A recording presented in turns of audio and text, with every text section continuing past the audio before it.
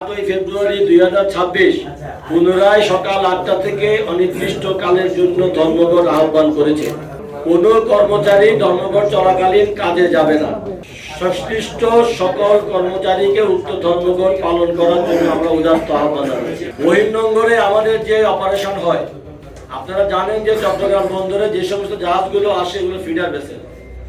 যে সমস্ত জাহাজগুলোকে আমরা মাদার ভেসেল বলি, যেগুলো ওভারড্রাফট ওভারল্যান্ডের জাহাজ, যেগুলো আউটার অ্যাঙ্কারেজ অপারেশন করে, ওই সমস্ত জাহাজের অপারেশন কার্যক্রম আমরা এই গত 6 দিনের কর্মবিরতির আওতায় আমরা আনি নাই, দেশের স্বার্থে চলমান রেখেছিলাম।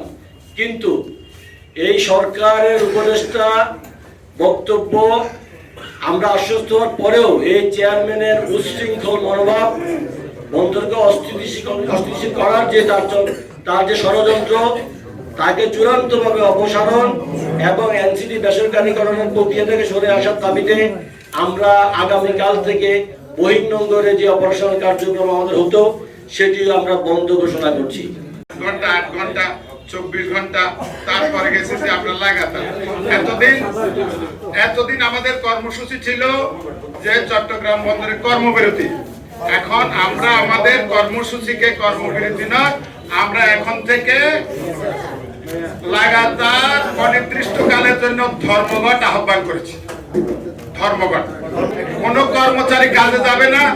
আমরা সামনে রোজা, ইলেকশন সবকিছুকে সামনে রেখে দেশ ও জাতির ভোগান্তির কথা মাথায় রেখে চট্টগ্রাম বন্দরের বহির্নোঙরের কাজটা আমরা এতদিন কর্মবিরতির আওতায় আনি নাই। কিন্তু এইবারের আমাদের এই ধর্মঘটে চট্টগ্রাম বন্দরের বহির্নোঙরের কাজও এই ধর্মঘটের আওতায় থাকবে ইনশাআল্লাহ।